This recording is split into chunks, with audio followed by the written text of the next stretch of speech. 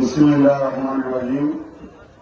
আজকের পরামর্শ সভার উপস্থিত পরামর্শ সভার সম্মানিত সভাপতি, বদরকালী সাম্প্রদায়িক যুবক সমিতির সভ্য পুষ্পবিন্দু, আসসালামু আলাইকুম।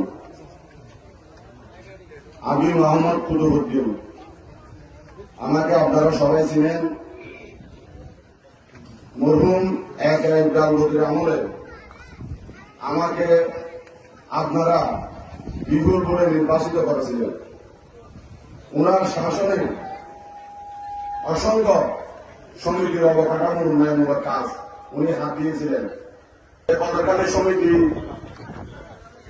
মসজিদের পুজোকারা সমস্ত কাজ উন্নয়নে হাত দিয়েছিলেন।